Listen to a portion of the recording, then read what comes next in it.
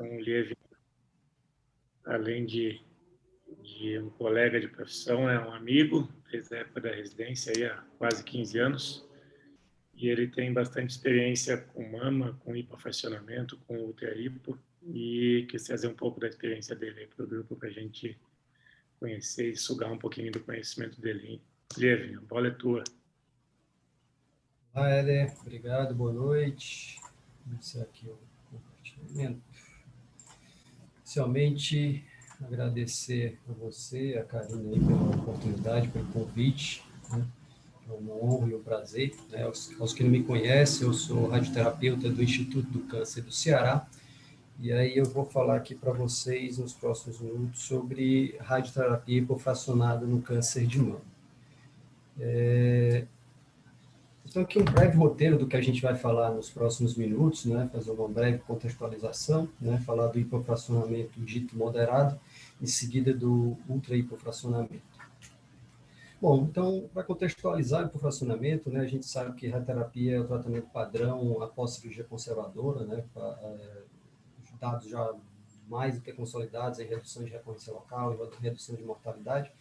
E o dito fracionamento convencional, né, usualmente era realizado com dose de 45 a 50 grays, né, em 25 a 28 frações de 1,8 a 2 gray dia, com ou sem o BURT no leito tumoral, ou seja, o tratamento podia facilmente chegar a 6 semanas, considerando a realização do BURT. Né.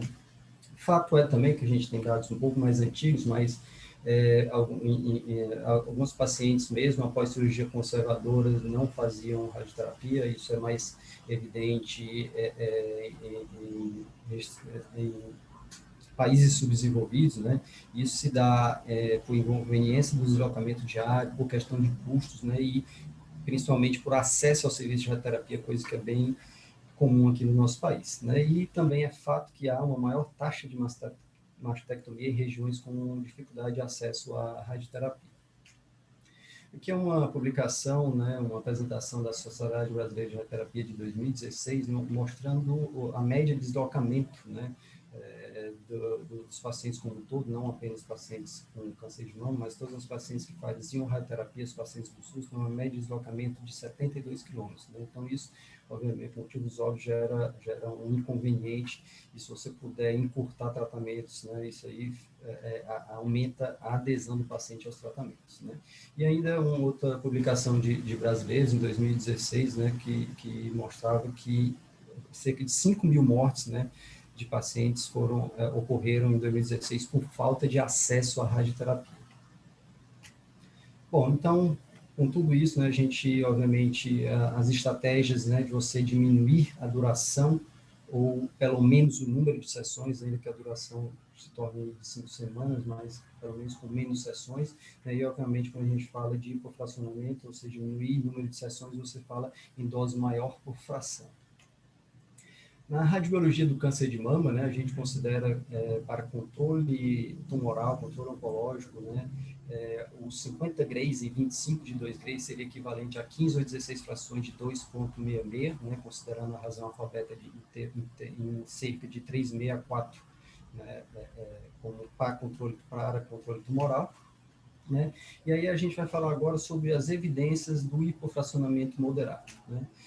A gente já tem dados bastante consolidados, né? Estudos fase 3, conduzidos principalmente no Reino Unido e no Canadá, né? Testando hipofracionamento, estudos esses iniciados ainda na década de 80, né? Como o estudo piloto, né? O START-A, né? Aliás, o START-P, né? O estudo piloto do START, do grupo do Reino Unido.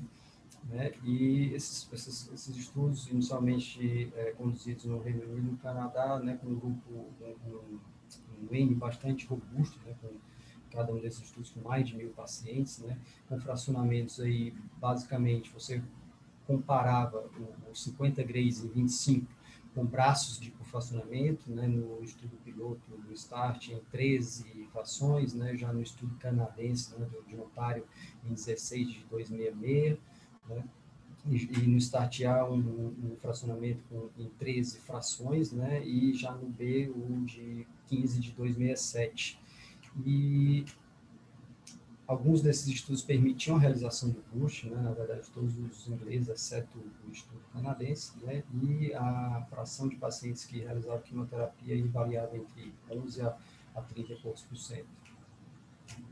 E se a gente pegar todos os resultados desses estudos, né, já dados bastante maduros, com mais de 10 anos de segmentos, já publicações bem definitivas, o que a gente tem taxas de recorrência local similares, né, entre os grupos de hiperfracionamento, girando aí na volta de 6% em cada um dos grupos.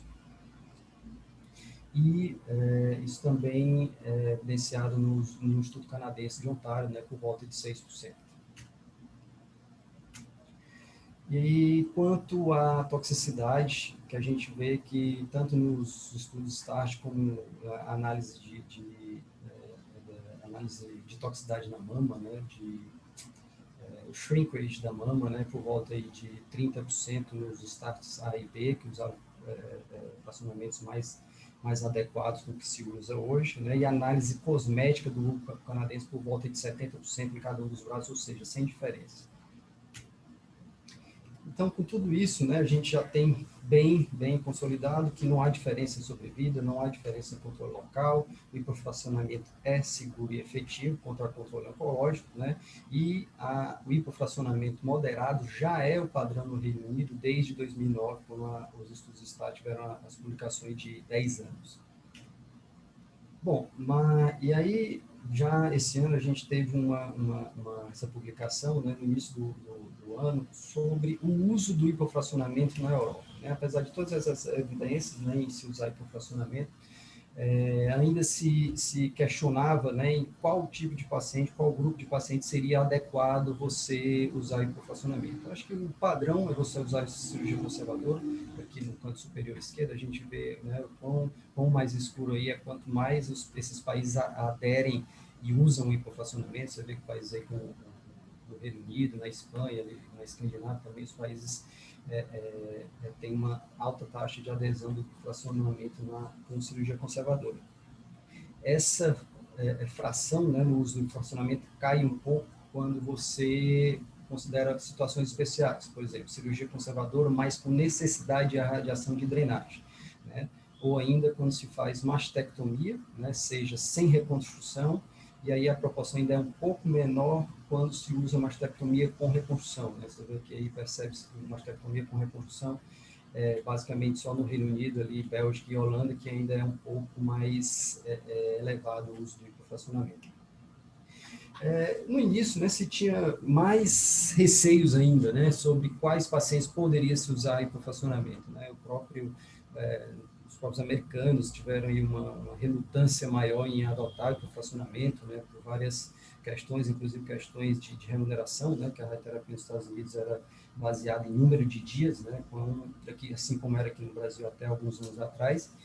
Né? E aí o fato é que todos esses grupos, né, esses questionamentos, esses principais aí caíram por terra porque não havia justificativo para você deixar de indicar o hipofracionamento nessas situações especiais, né, quanto à idade, pacientes jovens ou questão de pacientes com alto grau, o fato da lateralidade, né, o fato de ser do lado esquerdo, desde obviamente que você respeite os limites de dose, principalmente do coração. E os próprios guidelines americanos, como eu disse, os americanos foram relutantes. Em 2011 eles eram bem restritivos quanto à indicação do hipofracionamento, porém já em 2018 eles foram mais abrangentes, né, restringindo aí basicamente quando se havia necessidade de radiar linfonodos, e aí não seria o hipofracionamento apropriado, e obviamente você tentando manter um plano de radioterapia homogêneo, ou seja, limitando a dose acima de 105%, que é um fator importante para a determinação de toxicidade. Porém, ainda duas situações específicas, elas resistiam, né, para a adoção do hipofracionamento, principalmente pós-mastectomia e quando se havia necessidade de irradiar a drenagem. E aí, essas duas situações aí a gente vai tentar desmistificar aqui nos próximos minutos.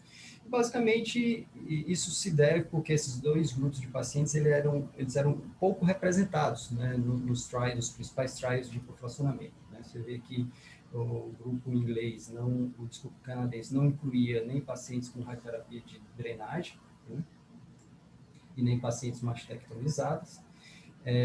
E ainda os estudos ingleses, né, somente o START A e B ainda incluía pacientes mastectomizados, o estudo piloto também não incluía, mas de certa forma, juntando todos os pacientes, daria uma proporção baixa de pacientes. Existe um estudo chinês que endereçou especificamente esse público, né, pacientes com tumores avançados pós-mastectomia que precisavam de radioterapia de drenagem, né, um estudo chinês fase 3 de não inferioridade, né, foi publicado em 2019, com 820 pacientes, né, em que as pacientes também, uma randomização bem simples, né, faziam um convencional, 50 grays, 25 de 2 gray, e aí o grupo de hipofracionamento, um fracionamento que a gente usa, não usa tanto, em 15 de 2,9, né, uma dose um pouquinho acima do que a gente costuma usar, mas com pacientes com tumores avançados, T3 ou T4, né, e com 4 ou mais linfonodos positivos, né, e aí as pacientes eram submetidas à radioterapia de plastrão, né, e radiação de drenagem, axila nível 3 e fossa supraclavicular. E a grande crítica a esse estudo é que se fazia uma radioterapia com uma técnica mais arcaica, né, digamos assim, os pacientes basicamente faziam uma radioterapia 2D, né, elétrons no plastrão, e mesmo na fossa, na região de drenagem, era 96 a 98% dos pacientes faziam a radioterapia 2D. Bom, mas esse estudo chinês, com follow-up de quase 6 anos, não mostrou, o grupo de hipofracionamento não foi inferior, né, ao convencional, né, recorrência local 5 anos, volta de 8%, e a questão da toxicidade foi até menor no grupo de hipofracionamento, né, cerca de 3% de toxicidade grau 3 cutânea, né, até 8% no convencional. Portanto, para esse estudo chinês, a radioterapia hipofracionada não foi inferior e teve perfil de toxicidade similar ao fracionamento convencional em pacientes com câncer de mama de alto risco. Bom, se a gente pegar os dados, né, compilados de dados dos estudos START, né, os estudos ingleses, né, e individualizar especificamente o hazard, que no caso aqui é à esquerda, né, o hazard considerando controle tumoral, né, e especificamente pacientes mastectomizadas ou submetidos à cirurgia conservadora, né, você vê que os resultados são semelhantes, ou seja, o fato de ter realizado uma mastectomia não muda o controle tumoral, né, entre os grupos hipofracionamento ou fracionamento convencional, né, e também os efeitos adversos, né, reportados por pacientes, das pacientes submetidas à mastectomia são muito semelhantes aos das pacientes com cirurgia conservadora e sem diferença entre os grupos, o que é mais importante, sem diferença entre os grupos hipofracionado ou fracionamento convencional. E aí, no consenso de Sangari, né, esse ano, em março, né, foi feita uma pergunta especificamente sobre esse assunto, né, se o hipofracionamento moderado é apropriado para pacientes que vão receber a radioterapia pós-mastectomia, e no consenso de Sangari, 90% dos painelistas responderam que sim.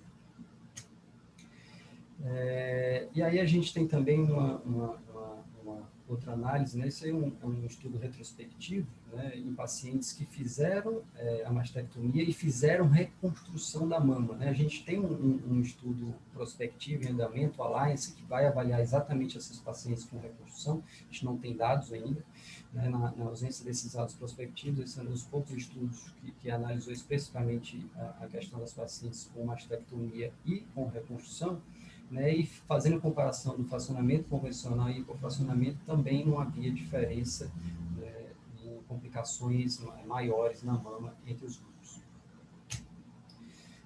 E também essa pergunta de reconstrução, né, no Congresso de Sangari foi realizada, né, para pacientes que vai ser necessária a radioterapia pós-mastectomia e que fizeram reconstrução imediata, né, já diferente dos 90%, né, das pacientes que não foram reconstruídas, aqui já há uma certa controvérsia, né, e que 12% dos painelistas informam que o hipofracionamento não deveria ser usado, né, já 24 falam que pode ser uma opção desde que você não use a irradiação de drenagem, né, mas ainda assim a maioria dos painelistas considera apropriado você usar o hipofracionamento mesmo com reconstrução sem restrição. E aí outro receio, né, é a questão da irradiação de drenagem, né, quando o hipofracionamento é apropriado quando se tem a necessidade de irradiar drenagem. E o grande receio é por conta do risco de plexopatia. Esse risco de plexopatia não se justifica do ponto de vista radiobiológico, se a gente for considerar, né, o alfa-beta para neuropatia seria por volta de 1 ou 2, né? Ou seja, e se a gente fizer esses cálculos para o hipofracionamento, seja em 15 ou 16 frações, a dose seria muito próxima ao que a gente já faz com o fracionamento convencional. Né? Então, pelo menos o racional radiobiológico não se aplicaria, considerando principalmente o alfa-beta da neuropatia ser até inferior ao alfa-beta de controle tumoral da mama. Né? E aí, mais uma vez, o que a gente tem para justificar o hipofracionamento quando se irradia drenagens, principalmente os pacientes do trial chinês, né? Se a gente considerar os pacientes que fizeram irradiação de drenagem e que fizeram hipofracionamento, mas principalmente o compilado dos pacientes do START, né? Que dá 864 pacientes, né? E aí isso também foi objeto de uma publicação do grupo inglês em 2018, analisando exatamente os pacientes que fizeram irradiação de drenagem. Né? E aí a característica dos pacientes, né? No START, no piloto não tinha pacientes mastectomizadas, mas já no A e no B já existia. E o que a gente tem que todos esses dados, né, tanto para a toxicidade referida pelas pacientes, como a toxicidade aferida pelos investigadores, não há diferença entre os grupos, né, os grupos convencional e os grupos hipofracionados nos STARTs. Né? Então, considerando todos esses dados do START, já com 800 pacientes, não se justifica você não indicar o hipofracionamento quando se há necessidade de irradiar a drenagem. E aí, no ano de 2020, né, além de todo o racional, né, de você encurtar tratamentos, a gente teve uma grande força, digamos assim, né, obviamente a contragosto, mas uma coisa que nos impulsionou a cada vez mais encurtar os tratamentos, que foi o Covid. Né? E aí uma publicação, né, uma opinião de especialistas, ainda no começo de 2020, logo no começo da pandemia, acho que em março, abril, e aí já considerando que o hipofracionamento em 15 frações devia ser extremamente considerado no contexto da pandemia, inclusive em pacientes submetidos à reconstrução. Bom, a gente agora passando do hipofracionamento moderado, a gente vai entrar no ultra-hipofracionamento, né? Isso aí é a história natural, principalmente do grupo inglês, né? Quem mais investiga, quem mais pesquisa esses fracionamentos em câncer de mama, e o caminho natural foi, a partir do momento que você viu que 15 ou 16, o moderado estava bastante consolidado, desenvolver estudos para tentar encurtar ainda mais o tratamento adjuvante no câncer de mama. E aí, das primeiras publicações foi o FAST, né? O FAST, inicialmente, os primeiros resultados publicados em 2011, né? E depois apresentados na ASH em 2018. Basicamente, a randomização do FAST, os pacientes eram divididos em 3 grupos, né? Pacientes com tumores iniciais, vale ressaltar, né? Pacientes N0, todos os pacientes acima de 50 anos, e elas eram randomizadas em 3 grupos, um convencional, 50 grays em 25 frações, e 2 investigacionais, 30 grays em 5 de 6 gray, ou 28,5 grays em 5 de 5,7, sendo uma fração por semana. Né? E o endpoint primário do FAST era a avaliação de cosmética, né? A aparência das mamas, a aparência estética em 2 anos. E aí o que a gente tem de resultados do FAST é que os efeitos adversos situados são incomuns, recorrência local extremamente baixa, obviamente por ser um grupo até bastante selecionado, né, de inclusão, com critérios de inclusão mais restritivos, né, e o que a gente teve que em 5 anos, né, a aparência estética, né, alguma aparência moderada ou acentuada, ela foi maior no grupo de maior dose, que é o de 5 de 6 grays, né, totalizando 30 grays, e também se manteve essa piora estética no grupo de maior dose, porém, sem diferença no grupo de menor dose, que é de 5 de 5,7, quando comparado com o convencional.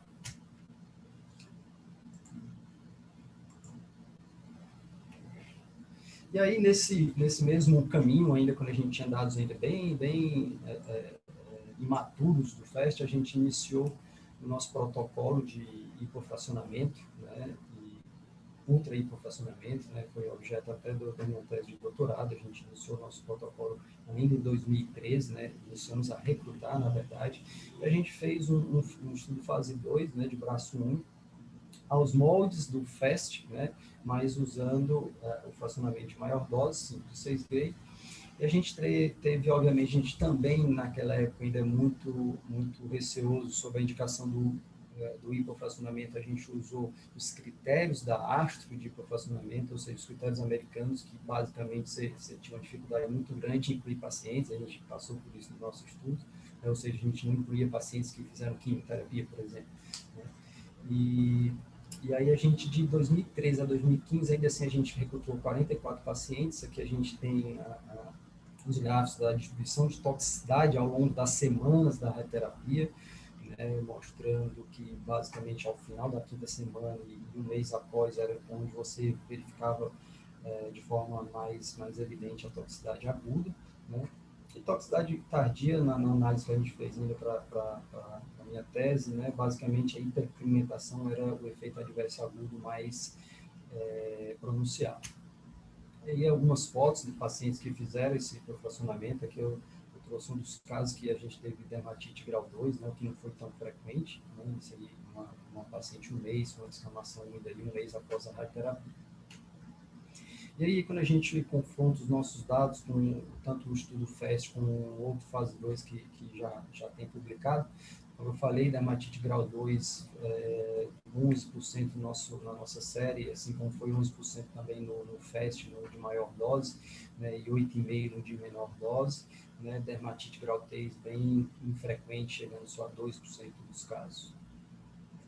E bem em linha aí com o que já há publicado. E quanto à toxicidade tardia basicamente fibrose, né, o que a gente também evidenciou, além da hiperpigmentação, que é mais comum, a mais comum, né, mas também uma fibrose mais acentuada, sendo infrequente, aí, do grau 2, foi 2% na nossa série, e grau 2 ou grau 3 no FAST aí foi entre 3% e 5%, também bem semelhante. E aí, mais uma vez, né, a partir do momento que a gente teve os dados do FAST, né, já foi também aberto um novo estudo, um novo trial pelos ingleses, de você comprimir ainda mais o tratamento, né, você usar as mesmas 5 frações, porém de forma consecutiva.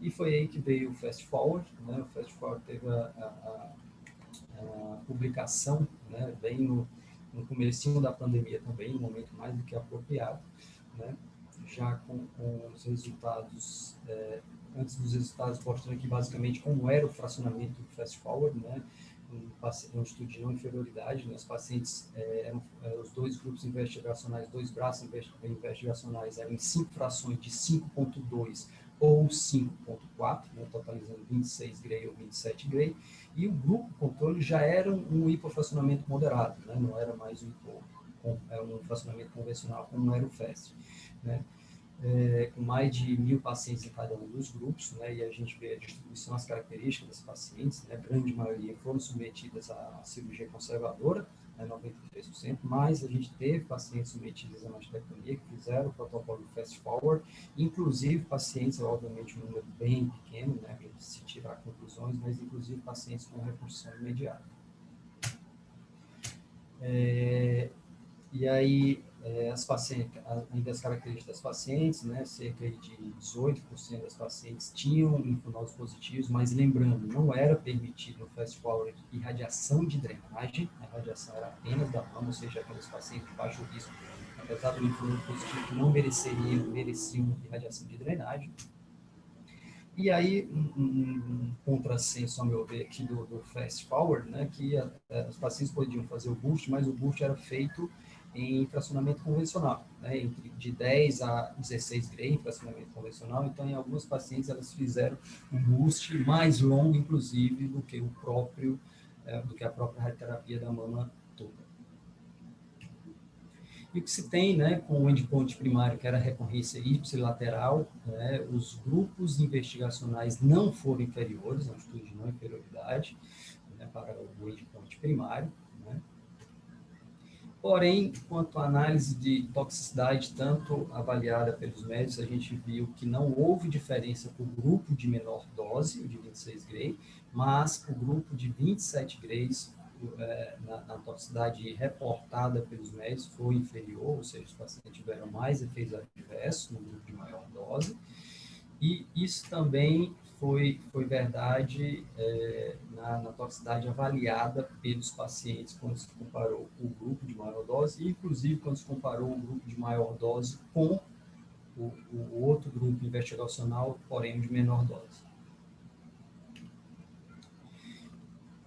E também, quanto à análise estética, a avaliação fotográfica das mamas, né, em 2 ou 5 anos, também o grupo de maior dose foi inferior, né, foi pior ao fracionamento moderado, hipofracionamento moderado, e também foi inferior ao hipofracionamento em 5 frações, com dose mais baixa de 26 Gray em 5 de 5,2.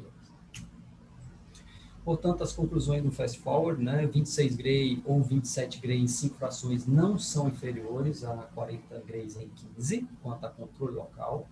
Porém, 26 Gray em 5 é similar a 40 Grays em 15, quanto à aparência da mama e toxicidade aportada por pacientes ou médicos, e sugere 26 Gray em 5 frações como novo standard no Reino Unido. E aí, mais uma vez, a gente vai aí seguindo aí o caminho dos ingleses, aí a gente, ainda quando os dados do FAST ainda não tinham sido publicados, a gente em 2018 iniciou também o protocolo aos mods do Fast Forward, um segundo protocolo nosso, né, também usando o fracionamento de maior dose, né, em 27 Grays, em 5 de 5,4.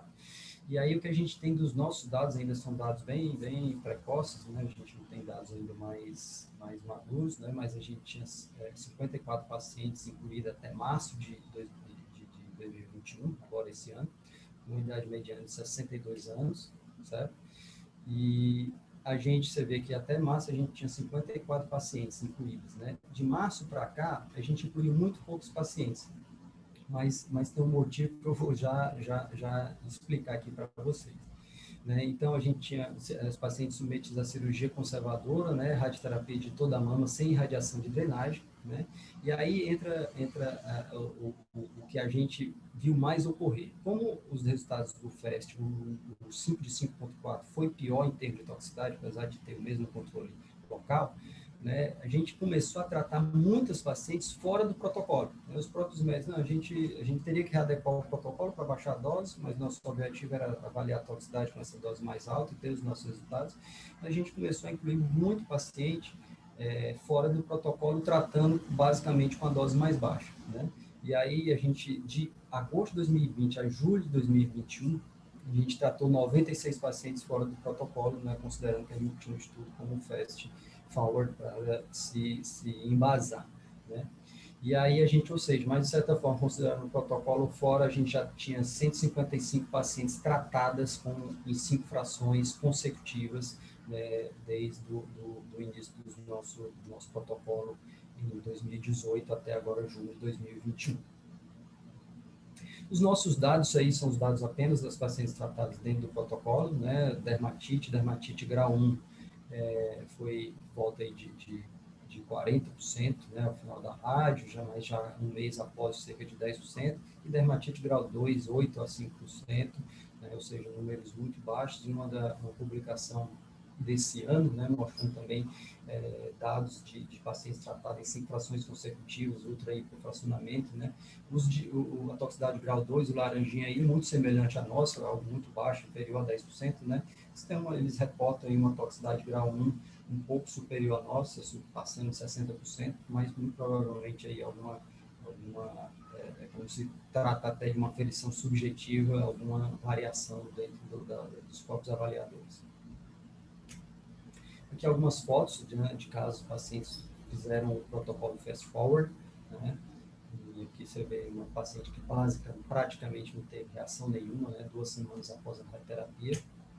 já aqui um dos poucos casos com uma toxicidade um pouco mais pronunciada, e aí principalmente aí no suco inframamário, e a gente observa isso, seja no convencional, seja no hipomoderado, né, está muito mais relacionado à própria anatomia da paciente e a sua habilidade de deixar o plano menos heterogêneo, né, do que propriamente ao fracionamento que se usa.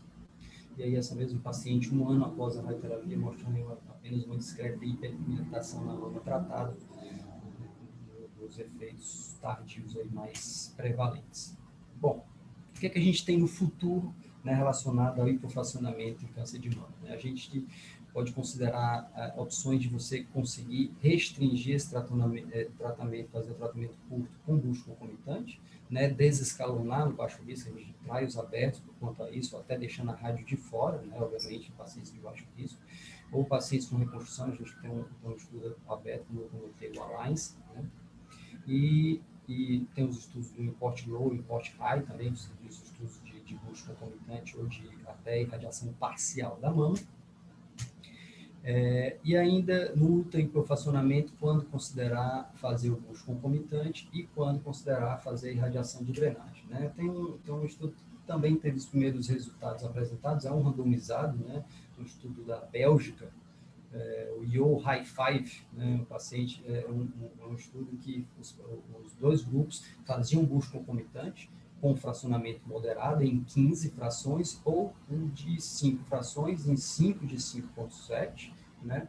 Ou de 5 de 6,2 no bucho, né? Fazendo bucho concomitante. Essa dose é um pouco maior, né, do que o do Fast Forward, mas esse estudo belga, ele usava radioterapia em dias alternados, então não era exatamente em 5 dias consecutivos. O paciente era permitido concluir a rádio de 10 a 12 dias corridos, né? Então se dava em dias alternados. E esse estudo mostrou que o fracionamento em 5, né, o ultra-hipo, teve até menos efeitos adversos agudos nos dados já publicados por eles esse ano. Né? Então, em todos os domínios aí analisados, dor, fadiga, edema, dermatite, foi menos prevalente no grupo de 5 frações. Bom, e aí a gente chega aqui, chegando já no final da apresentação, né, a gente chega na conclusão. O hipofracionamento, será que é novo convencional? Minha forma de entender né, mais uma vez lá em Sangalli, né, foi feito um questionamento qual seria o esquema de radioterapia uma paciente que tinha um tumor inicial, estágio 1, estágio 2, né, que fez uma cirurgia conservadora com margens negativas, independente da idade. Qual seria o fracionamento convencional? Ou seja, paciente redondinha, paciente perfeito, sem irradiação de drenagem. E você vê que aí nas opções dos painelistas nem existe mais o fracionamento dito convencional, né? Ou você considerava fazer o ultra-hipo em 5 frações, né, ou o fracionamento standard, né, que foi a preferência da maioria, e 72, hipofracionamento standard, com a preferência de 72%, ou uma das duas opções, ainda 19%, ou seja, o antigo convencional nem existe mais nessa situação específica nessa pergunta de consenso de Sangalli. E aí isso também é verdade para nós, né, lá no Instituto do Câncer do Ceará, né, a gente teve um apanhado aí de pacientes submetidas à radioterapia na mama nos últimos 12 meses no Instituto do Câncer do Ceará, número grande, né? A gente tem 6 aceleradores lineares, a gente trata, um serviço filantrópico que trata SUS e trata convênio, né? Nos últimos 12 meses a gente tratou 752 pacientes de mama, e o dito convencional, só 8% dessas pacientes foram submetidas a esse tipo de radioterapia, né? Ainda 16% já no ultra-hipo, com frações de 5,2 a 6 gradier. Em alguns casos a gente ainda está usando no semanal, pacientes que moram no interior, moram muito distante, não tem como ficar 5 dias consecutivos. E ainda a grande maioria dos nossos pacientes, seja em radiação de drenagem, seja pós-mastectomia, seja com mamas reconstruídas, a grande maioria dos nossos pacientes fazem o hipofracionamento moderado. Aí foi nesse apanhado de 752 casos, foram 76% das pacientes. Agradeço mais uma vez o convite, estou à disposição se quem quiser interagir, comentar ou fazer alguma pergunta. Obrigado. Obrigada, Lê. Vou pedir para você só parar de compartilhar, então, isso. Parabéns pela aula, parabéns pela clareza da aula. Não tenho dúvida que a radioterapia ultrafracionada veio para ficar. Éder, eu vou passar então a palavra para os radioterapeutas. Tá bom, também parabéns, Levin. Acho que você fez um apanhado de toda a história aí do hipopressionamento, né? Concordo contigo com a sua conclusão do hipo moderado ser o estándar, né? Se a gente pegar o braço controle do fast forward, ele já considerou isso também. Também, tipo, hoje considero na rotina só a exceção fazer o antigo convencional, né? A gente usa o hipo de 15 sessões, seja com busca concomitante ou sequencial, na nossa rotina em quase todos os casos.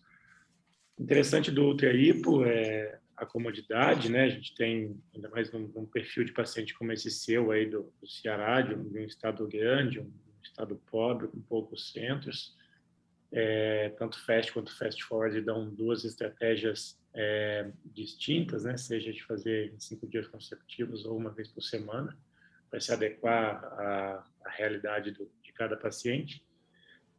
Só chamar atenção, até para levantar o debate aqui no grupo, no Fast Forward tinha, não sei se vocês perceberam na tabela que ele colocou, ele acabou não mencionando, mas ele não tinha nem 4% de paciente com oncoplástica. Então, assim, é um paciente não muito representado nesse trabalho. E, se eu não me engano, teve a avaliação dos médicos do Fast Forward foi por fotografia, né, do resultado estético. Eu não tenho certeza absoluta, mas eu acho que sim.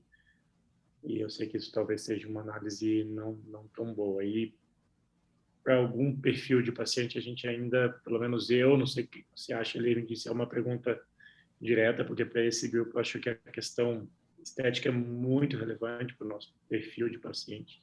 O que você viu na prática mesmo de alteração estética nos pacientes que você fez? Pelo seu último gráfico ali, você tem só em 2021, no último ano aí, quase 100 pacientes, pouco mais de 100 pacientes que fizeram ultra-hipo, ou seja, com 5 dias consecutivos ou uma vez por semana. Na verdade, assim, a gente ainda tem esse receio, né, da avaliação estética, principalmente para pacientes que isso é uma preocupação muito importante. Eu, sinceramente, ainda tenho alguma restrição em oferecer, né? Não que eu acho que não seja pelo menos similar, né? Mas qualquer variação estética ser associada à radioterapia, né? Então, obviamente, isso eu estou falando das pacientes que não entram no nosso protocolo de estudo, que as que entram, elas são bem orientadas, acima do TCLE, e concordo com isso, mas as que não entram, se oferecer fora de protocolo, eu tenho um paciente que é mais exigente, que a parte estética é uma coisa muito importante para ela, às vezes eu tenho certo receio em oferecer. Mas os ingleses, eles não têm. Na verdade, teve também um consenso inglês agora, né, uma opinião de painelista agora no Reino Unido, e ele considera o ultra-hipo como, inclusive, padrão, inclusive para pacientes com reconstrução, né? Então, os ingleses eles já estão bem mais, digamos assim, ousados, mas se deve também à característica da medicina, da oncologia lá, né? Uma medicina socializada, né? Então, eles enxergam isso como uma diminuição de custos, né? E aí entra outros aspectos, né? Mas, enfim. Eu penso com você, eu ainda tenho uma certa restrição quanto a isso, apesar de que nos dados a gente não mostra, e aí esses últimos estudos aí que eu comentei, né, em termos de toxicidade, esse estudo belga, né, que ele tem uma análise de toxicidade cardíaca, aguda, foi até menos frequente do que o hipo moderado, né? E a minha forma de entender é que eu acho que hoje em dia é muito mais, que eu comentei rapidamente na apresentação, está muito mais associado a outros fatores, né? Por exemplo, qualidade do plano de radioterapia, isso é importantíssimo, né? A gente, por exemplo, o primeiro FAST, as pacientes eram basicamente submetidas a uma radioterapia 2D, né? Então, assim, eu não tenho a menor dúvida que uma radioterapia ultra hipofracionada de qualidade é muito superior a qualquer outro fracionamento, mais uma radioterapia de baixa qualidade, uma radioterapia 2D. Entendeu? Então, isso aí sem dúvida, que é muito mais importante. Então, você restringir, principalmente, que é um dos fatores 12 metros aí para a gente, né? A dose acima de 105%, né? vários estudos mostram isso, está associado à maior toxicidade. Então, para mim, eu enxergo dessa forma. Acho que é muito mais importante isso até do que o fracionamento. Cícero é responsável pela oncoplástica do nosso serviço, ele tem uma pergunta. Na verdade, eu queria fazer algum comentário. Infelizmente, não consegui pegar do começo ao fim a apresentação, porque eu entrei, já tinha começado, e chegou uma hora que caiu aqui. Acabei entrando de novo. Mas é só um comentário. Primeiro que eu fico muito feliz de ver né, vocês, radioterapeutas, né, os nossos aqui também, se preocupando com a questão da parte estética, né, e fazendo esse tipo de avaliação.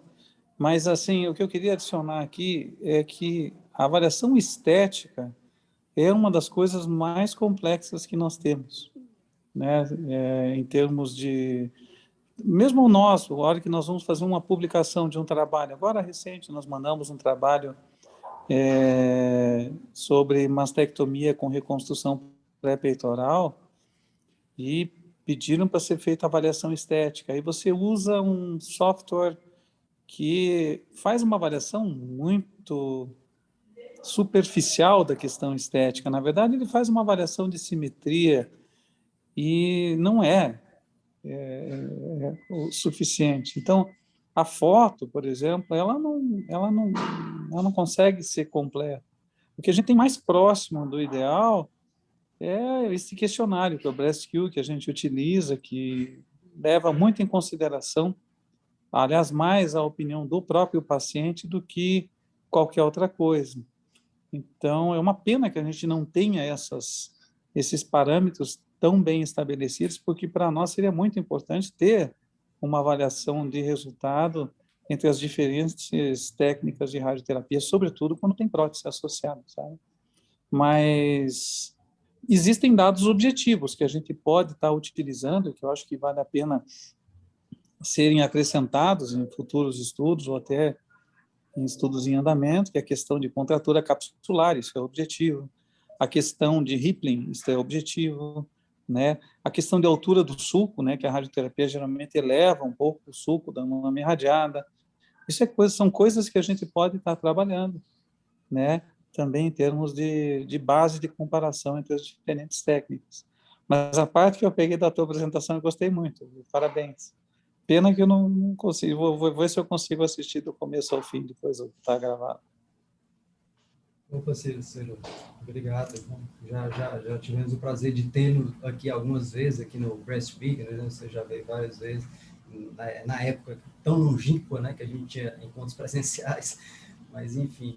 E realmente a parte estética é um negócio complicado, né? Na minha tese eu incluí, né? A gente tinha todas as fotos, né, de aparelho estético, mas realmente quando foi para fazer a primeira publicação, até deixei de fora, porque é muito complexo, né? Eu acho que esse software que você mencionou, acho que é um português, se não me engano é o BCCT Core, né?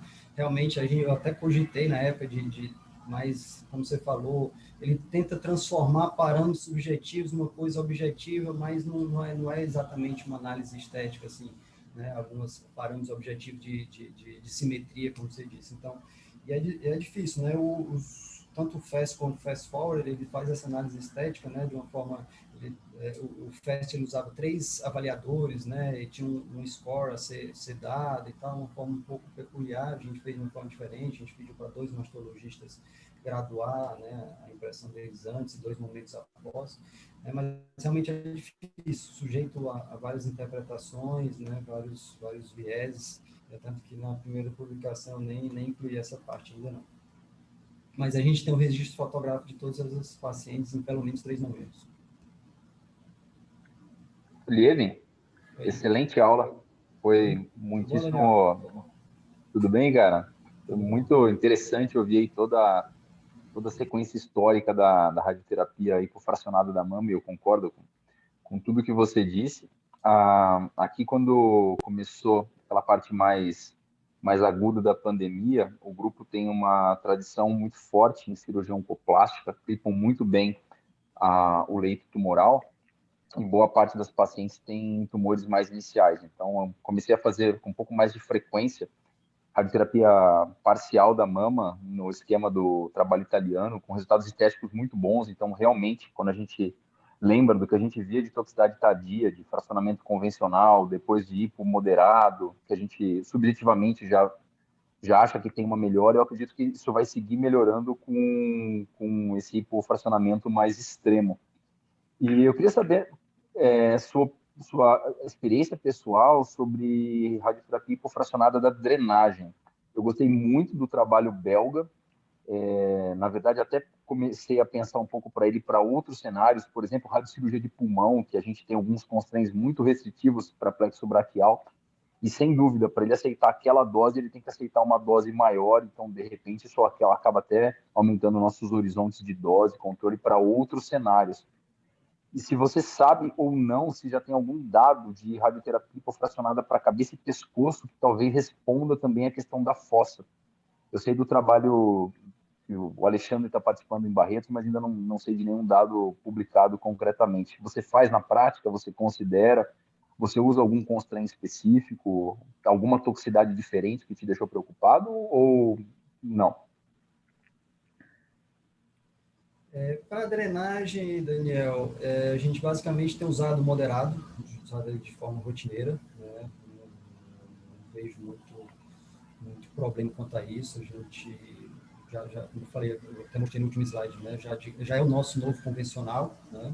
Então, a gente já é o padrão de irradiar em 15 ou 16 frações de 266, incluindo drenagem, quando indicado. Né? O de 5 não, né? Eu acho que a gente não fez, já fizemos alguns casos pós-mastectomia em ultra-hipo, em 5, né? Mas não em drenagem. Né? Isso aí eu acho que é o próximo passo, né? Mas eu ainda vejo com um pouquinho de receio, um pouquinho de cuidado, esperar aí mais publicações ou mais dados para a gente conseguir fazer isso de uma forma rotineira. A Paula está ali com a mão levantada. A Paula ia chamar. Paula, pode falar. Tudo bem? Oi, Levin, tudo bem? E aí, Paula, tudo bom? Tudo, parabéns pela aula, muito boa. Eu sei da experiência de vocês, né? A gente já, desde o começo, vocês já estavam lá na frente com essa história do hipofracionamento, então, é muito legal ver a experiência de vocês. Eu queria te perguntar uma coisa, em relação à drenagem, você disse que vocês estão fazendo o moderado, que seria 15, 16 frações, prótese ou paciente sem reconstrução, vocês têm feito o moderado, têm feito ultra? E a outra questão é em relação às pacientes que fazem uso da capecitabina, se você tem tranquilidade, por exemplo, já fez alguma vez o ultra para as pacientes que vão fazer xeloda depois, que a gente sabe que às vezes mesmo depois do término da radioterapia, as pacientes acabam desenvolvendo reação cutânea tardia às vezes, né?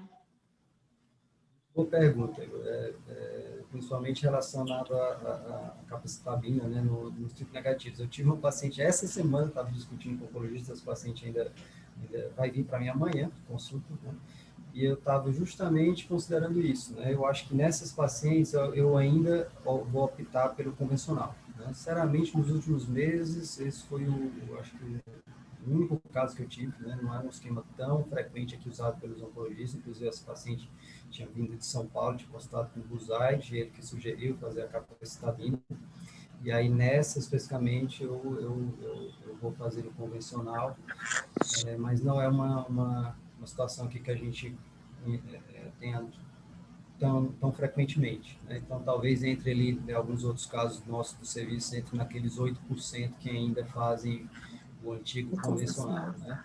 E você faz... a opinião de vocês também, você, o Éder e o Daniel que estão aí, né? Se vocês têm usado o hipo moderado com xeloda, em alguns casos. Não, a gente até ia te perguntar, a gente hoje até teve uma reunião sobre isso, o pessoal de São Paulo tem feito bastante, assim, eles não têm receio de fazer concomitante xeloda com a radioterapia, sabe? Mas aqui a gente tem optado por fazer a radioterapia isolada e depois retomar o uso da capecitabina, começar, né, a fazer após o término da radioterapia.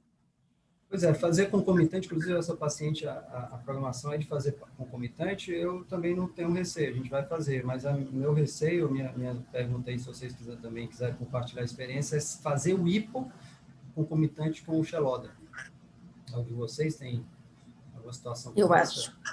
Eu acho que é mais arriscado em relação a isso. Eu tive uma paciente que eu nem sabia que ela estava fazendo, e no decorrer da semana, segunda, terceira semana de tratamento, ela fez uma radiodermite grau 3, sabe? E não era comum, não era esperado que aquela paciente tivesse. Então, daí eu fui investigar, tal, ela estava fazendo uso do Xeloda e ela não tinha nos informado, né? Mas os trabalhos mesmo, eles sugerem que você pode fazer o uso concomitante, sabe? Ele não se opõe, inclusive tem trabalho colocando que você pode fazer concomitante, você pode fazer sequencial, a princípio eles não se opõem a isso, mas eles mostram que 44%, por exemplo, das pacientes vão desenvolver reação cutânea, e aí a gente tem que saber lidar, porque ela vai fazer grau 2, grau 3, inclusive tardiamente essas pacientes vão fazer o radiation recall, que é aquelas pacientes que daqui 3 anos, 5 anos, 9 anos vai marcar direitinho o local do tratamento radioterápico prévio. Então, tem bastante estudo mostrando, inclusive, esses efeitos tardios após o uso da capecitabina com radioterapia, que você, às vezes, não percebe no momento do tratamento, né? Eu também, Paulo, assim, eu prefiro não fazer, eu só, às vezes, tento conversar com o oncologista, como a rádio de 3 semanas é curta, tento fazer o combust concomitante e fazer a rádio rápido antes de começar com o Xeloda ou com o Kadcyla. Já fiz concomitante mesmo no hipofuncionamento, a gente começou com o hipo, daí a onco depois acabou mudando de ideia, eu quero fazer logo, a gente fez, foi ok, mas já tive reação mais intensa com o Kadcyla principalmente. Então, eu prefiro não fazer, mas assim, se desde o início a estratégia for fazer, eu também prefiro, como você disse, ir para o convencional.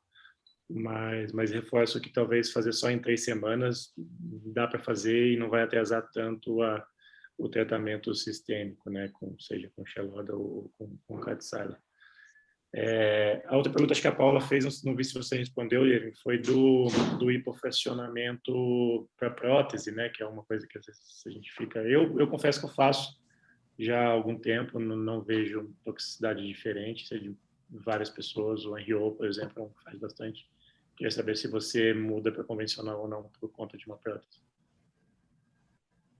Eu também tenho feito de forma rotineira, principalmente no último ano e meio, né? Eu acho que é o meu fracionamento, digamos assim, preferível, o hipo moderado, né? Não tenho feito nos ultra hipo, mas mesmo com reconstrução, eu tenho feito o hipo moderado de forma rotineira, né? E mais uma vez, reforçando aquilo, eu acho que muito mais de toxicidade aguda, o que a gente, como o Daniel comentou, né? A nossa impressão subjetiva é que até menos toxicidade, e é muito mais importante a forma que você vai fazer essa terapia. Você fazendo uma terapia de qualidade, você tendo controle de imagem adequado, você usando uma otimização da dose de forma adequada, eu não vejo nenhuma restrição em você usar hipo moderado em pacientes com reconstrução, né?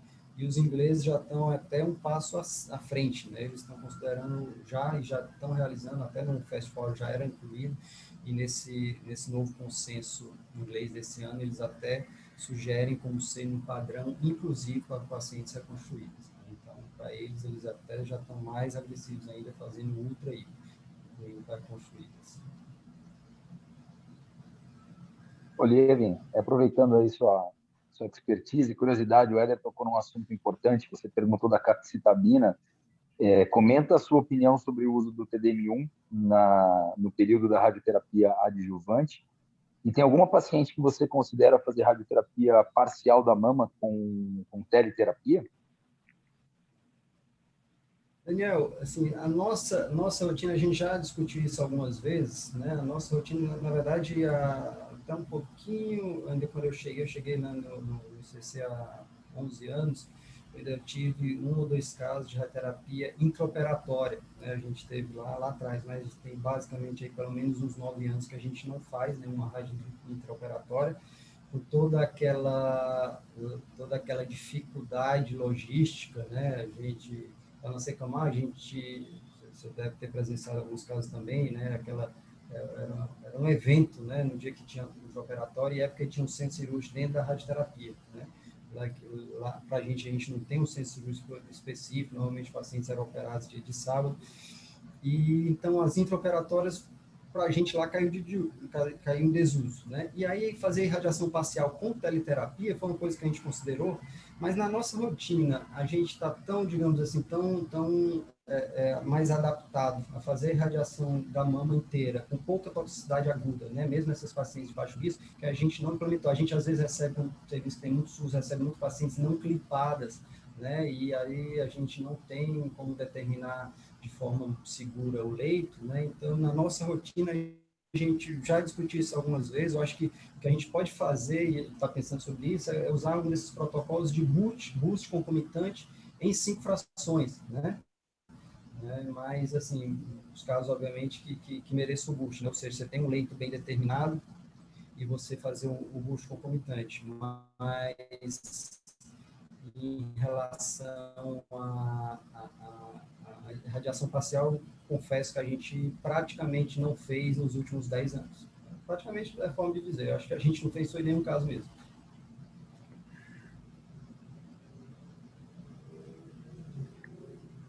Perfeito. Alguém tem mais alguma pergunta para o Levi? Vanessa? A Vanessa tinha levantado a mão, acho que talvez tenha sido por engano. Bom, então, obrigada, Levin, pela tua presença, pela tua disponibilidade de estar aqui conosco essa noite, discutindo esse tema tão relevante. Quero agradecer a presença dos radioterapeutas pelo alto nível da discussão de hoje, e nos vemos semana que vem no nosso Tumor Board. Obrigado mais uma Obrigada, vez. Obrigado, Levi. Karina. Obrigado, Éder. Muito bom participar com vocês. Parabéns, Levin. Viu, Levin? Aqui os oncoplásticos se dão bem com os radioterapeutas, viu? Opa, maravilha, então, hein? Você precisa de ver, viu, Levi? Não é fácil. Não é assim, não. Que isso, Paula, que isso. É só quando Não, é discute mastectomia e radiação e prótese, só isso. Verdade. É fácil. Obrigada, viu, Levi? Obrigado, Obrigada, um abraço parabéns para pela você. Obrigada, boa noite a todos. Boa noite. Obrigado, Levi. Tchau, pessoal. Boa semana. Tchau, tchau.